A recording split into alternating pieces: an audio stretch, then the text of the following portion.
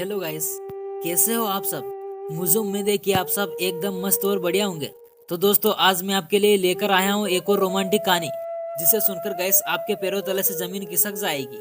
इसलिए आप सभी से हाथ जोड़कर निवेदन है कि आप इस कहानी को शुरू से लेकर एंड तक जरूर देखना। तो चलिए दोस्तों, शुरू करते हैं। मैंने अपने पप्पू को थपथपाते हुए उससे कहा, चल यार, जहाँ इतने दिनों तक लुल्ली के लिए तरसा है, कुछ समय तक और अपने आप को रोक ले। रात को तेरी सब ख्वाहिश पूरी हो जाएगी। मैं बुझे मन से अपने कमरे में आकर सो गया।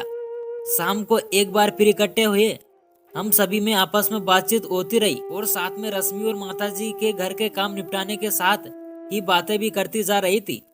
मगर मेरी नजर रश्मि की और उसके पेंडुलम के सामान के ऊपर नीचे होते संतरे पर टिकी थी। साला पप्पू में एक खुजली का एहसास हो रहा था। रात होते होते 10 बज गए थे। फिर मैं खाना खाकर सीधा अपने कमरे में चला गया। मुझे मालूम था कि सब काम समेटने में उसे अभी भी काफी वक्त लगेगा, इसलिए मैं अपने कमरे में आया और अपने कपड़े उतारकर सीधा अंडरवियर और बनियान में आ गया। मैं अपने कमरे की लाइट ऑफ करके रश्मि के कमरे में आ गया। उधर ही वहीं छिपने की जगह नहीं थी, लेकिन उम्मीद की एक झलक मुझे एक पलंग के नीचे दिखी, जहां इतनी पर्याप्त जगह थी कि मैं आसानी से उसके नीचे आ सकता हूँ।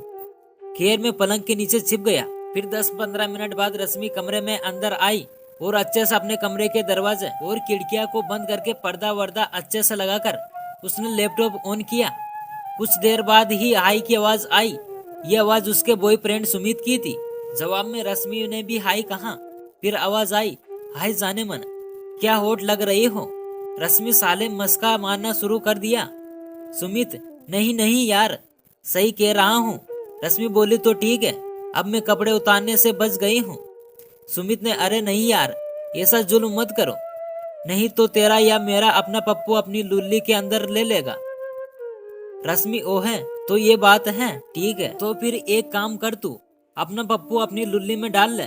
मैं भी देखना चाहती कि तुम कैसा अपना पप्पू अपनी लुल्ली में डालते हो। सुमित, अरे यार, मैं मजाक कर रहा हूँ और तुम सीरियस हो जाती हो। तभी रश्मि के हंसने की आवाज आई और साथ ही उसका कुर्ता जमीन पर गिर गया। मुझे अपने सामने जमीन पर उसका कुर्ता पड़ा दिखने लगा। रश्मि, ले देख, अब ठीक है ना सुमित। यार मत तरसा यार, पूरा दिन बिता दिया तेरी गोल गोल चूची और फूली हुई लुल्ली और उबारदार औजार देखने को बड़ा जी कर रहा है। इधर मैंने उसके गिरे हुए कुर्ते को खींचा और रश्मि के जिस्म की महक को सूंघने लगा। इसी बीच उसका बड़ा जमीन पर गिरी। मैंने झट से उसको भी उठाया और सूंघने लगा।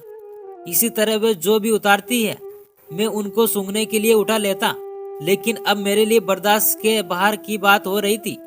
जवान लड़की मेरे सामने थी और मैं पलंग के नीचे लेटा हुआ अपना पप्पू मरोड़ रहा था। मैं पलंग से बाहर निकल आया और ठीक उसके सामने खड़ा हो गया। उस वक्त रश्मि ने एक टांग को पलंग पर रखा हुआ था और बुर की पांखों के बीच उंगली चला रही थी। मुझे इस तरह देखकर वो जरा भी नहीं घबराई, बल्कि मुझे देखते हुए लुल्ली को रगड़कर बोली, मैं जानती हूँ तू बड़ा पागल किस्म का आदमी है। तभी सुमित बोला, क्या करूँ जाने मन, तेरी लुल्ली देखकर मेरा पप्पू भड़कने लगता है। मैंने भी अपने पप्पू की तरफ इशारा किया। रश्मि ने फ्लाइंग किस मेरी तरफ उछाला और जैसे ही मुट्ठी में मैंने उसके किस को पकड़ा, वो इशारे से उस किस को मुझे मेरे पप्पू में लगाने के लिए बोली। सो आई होप गाइस आपको ये कहानी पसंद आई होगी। अगर ये रोमांटिक कहानी आप सभी को पसंद आई है तो वीडियो को लाइक करके चैनल को सब्सक्राइब जरूर कर दीजिए।